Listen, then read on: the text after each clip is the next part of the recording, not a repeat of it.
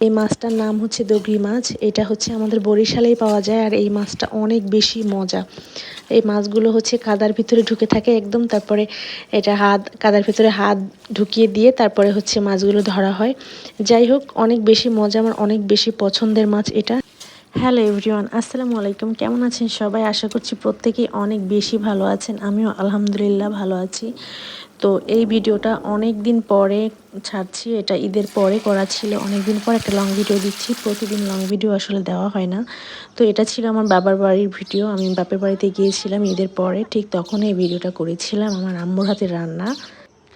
তো যখন বাপের বাড়িতে যাই তখন চিন্তা করি অনেক ভিডিও করব, অনেক কিছু করব, কিন্তু যাওয়ার পরে অনেক অলস হয়ে যায়, আসলে কিচ্ছু করা হয় না। যাই হোক, আম্মু একটা মাছ রান্না করেছে। এই মাছটার নাম হচ্ছে দগরি মাছ। খুবই সামান্য অল্প পরিমাণে মশলা দিয়েছে আম্মু এখানে।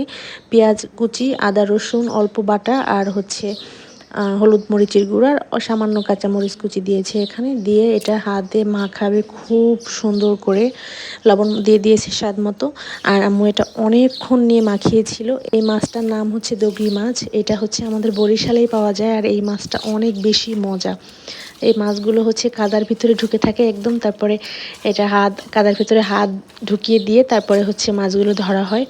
যাই হোক, অনেক বেশি মজা, আমার অনেক বেশি পছন্দের মাছ এটা। এখন আর অতটা পাওয়া যায় না এই মাছগুলো।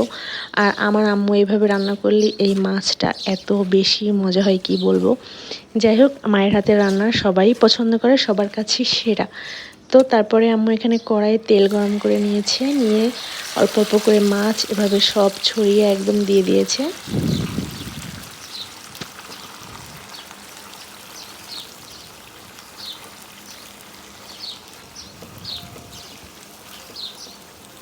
তো এই মাছ রান্নার ক্ষেত্রে আম্মু কোনো প্রকারের পানি ব্যবহার করে না, জাস্ট এই যে মাছ মাখানোর পরে যে একটু পানি বের হয়েছিল সেই পানিটুকু দিয়েছে।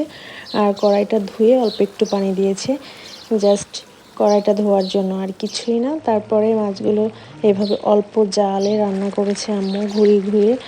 আর উপরে যখন তেল ভেসে ওঠে তখন রান্নাটা কমপ্লিট হয়ে যায়। খুবই মজা হয়েছিল। আর লাস্টে দিয়ে দিল ধনিয়া পাতা।